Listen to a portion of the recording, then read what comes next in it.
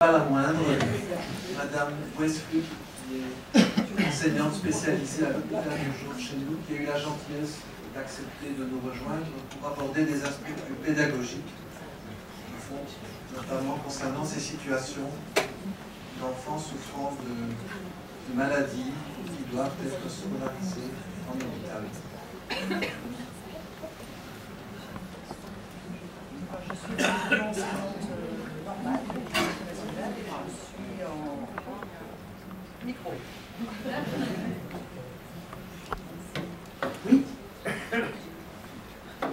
Valérie Westwood, donc je suis enseignante d'éducation nationale et je travaille en pédopsychiatrie. Je suis attachée à l'hôpital de jour de Douai, qui soigne les enfants les plus sévèrement atteints, mais j'interviens également pour les différents CLP. Voilà. En fait, quand un enseignant parle à d'autres enseignants, des fois ça passe mieux, mais des fois non. Voilà. Par rapport à la phobie scolaire, on a abordé là largement les aspects médicaux, les modes de prise en soin, etc. Moi, je voudrais prendre le point de vue de l'enseignant, parce qu'on se demande quel est notre rôle exactement à nous, enseignants, face à des pathologies qui relèvent du soin et des aménagements scolaires. Et ce n'est pas tout à fait aussi simple. Parce qu'en fait, dans les fonctions cognitives pures, on peut le considérer avec une double association en fait des fonctions de réalisation, c'est-à-dire l'équipement neurophysiologique de base du gamin qui va lui servir à apprendre et la maturation. Ce serait le moteur, en gros, pour avancer sur les apprentissages. Et puis, ce que Marcelli appelle les fonctions appétitives, qui sont tout ce qui est intentionnalité, anticipation, qui va relever du plaisir à apprendre, de l'énergie à apprendre, qui serait l'essence un peu. Et elle est là, elle fait mal là, la phobie scolaire. Et c'est bien aussi un problème cognitif.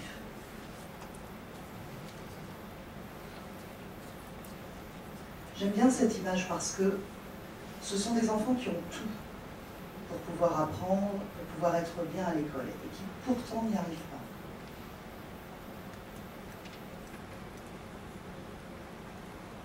Je voudrais également revenir sur la manifestation d'une phobie scolaire recouvrant énormément de troubles et d'entités cliniques différenciées, les troubles anxieux, les troubles des conduites, mais aussi les troubles envahissants du développement que nous on a beaucoup à l'hôpital de jour, les troubles hyperactivité, déficit attentionnel, d'autres troubles comme les troubles des conduites alimentaires ou les troubles de la conduite, et également les troubles des apprentissages, tous les 10, et les élèves intellectuellement précoces, où la phobie, l'évitement peut masquer des troubles des apprentissages, et ces troubles des apprentissages peuvent passer par des temps de phobie scolaire où l'enfant prend conscience de ses troubles, de besoins d'aménagement.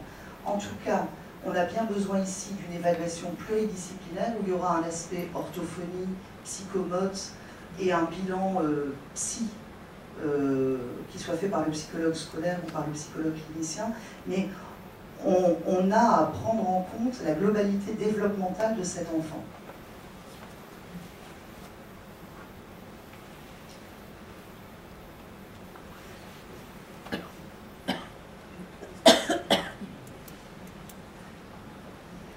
Alors finalement, quand on est enseignant, qu'est-ce qu'on voit?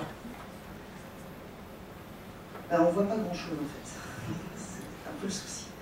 On voit des absences perlées, on voit des petites absences. Alors soit du lundi matin, dans les écoles primaires, soit sur certains cours. On voit des refuges fréquents à l'infirmerie dans le secondaire.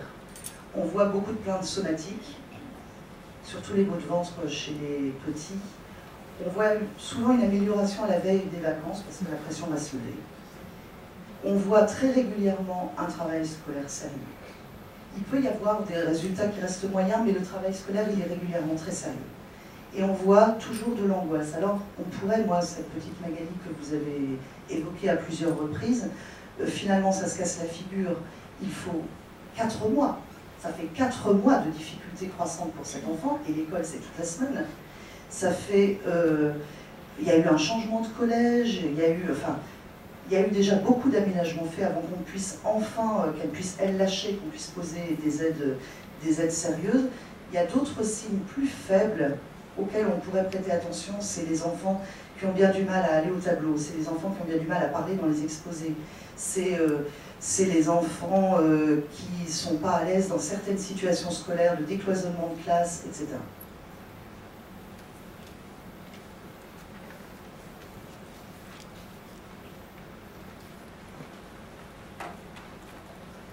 En lien avec l'école, des moments clés qui sont liés au fonctionnement scolaire, à la fois dans les ruptures, la première scolarisation, l'angoisse de séparation, elle est développementale à cet âge-là et on va plutôt faire de la prévention.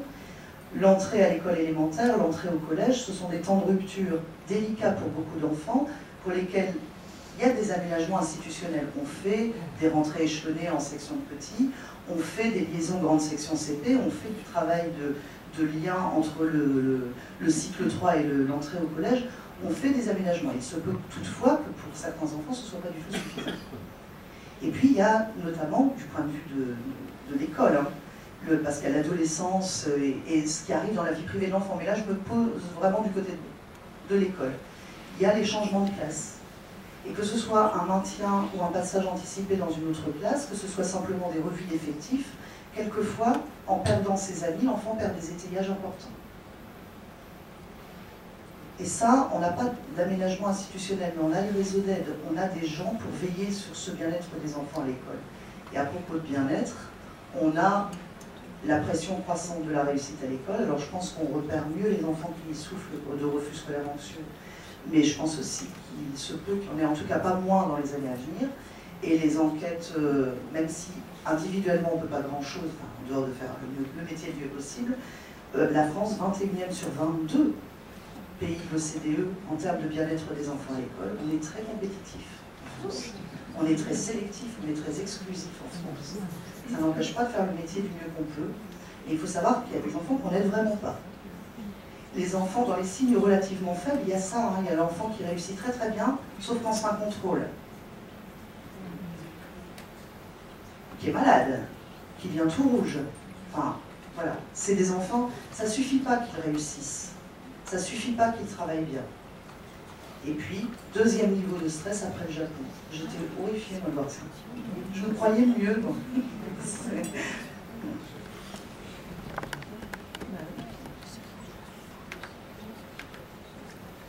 Alors pourquoi c'est dur à repérer?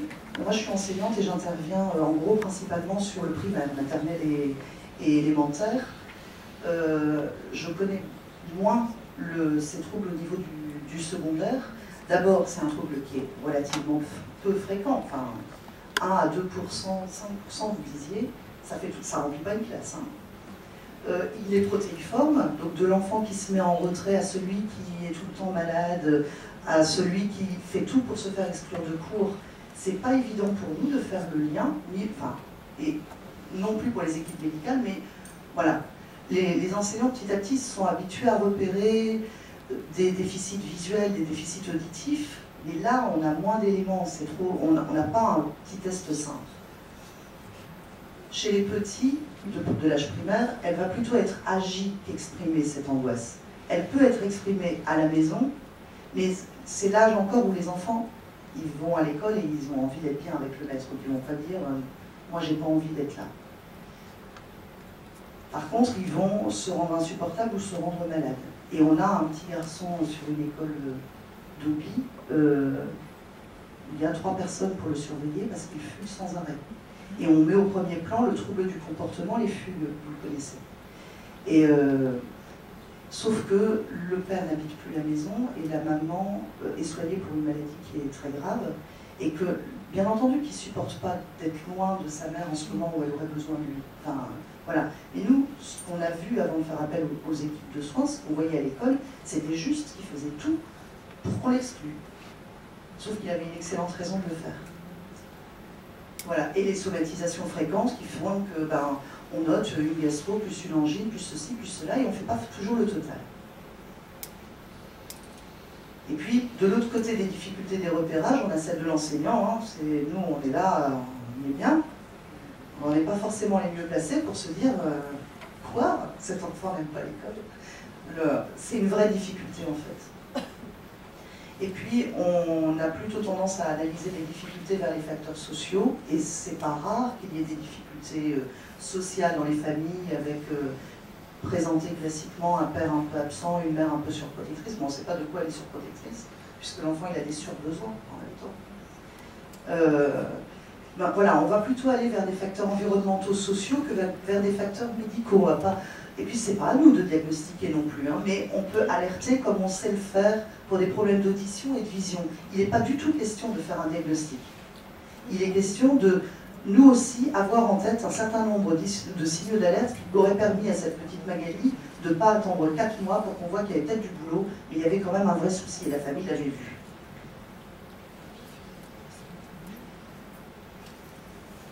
D'où l'importance du travail en réseau. Dans l'éducation nationale, c'est le rôle du médecin scolaire d'aider dans ce genre de questionnement.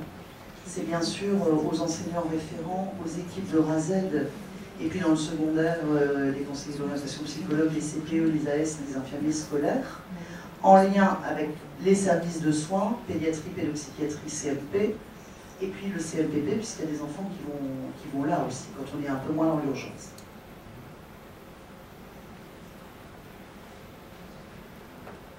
Je ne dis pas ce que c'est qu'un PAI. C'est un projet d'accueil individualisé. Donc, au niveau de la classe, c'est difficile de faire quelque chose. C'est une problématique globale, très complexe, et qui nécessite une coordination des intervenants. Donc, la collaboration avec les équipes de soins est indispensable pour prendre en compte le développement global, et pas seulement le développement scolaire de l'enfant. On est enseignant, c'est vrai. Mais ça ne suffit pas qu'il travaille bien et qu'il réussisse. Si on veut qu'il puisse utiliser ses connaissances après l'école, il faut que sa personnalité soit suffisamment solide et confiante pour qu'il puisse se servir de ce qu'il aura appris.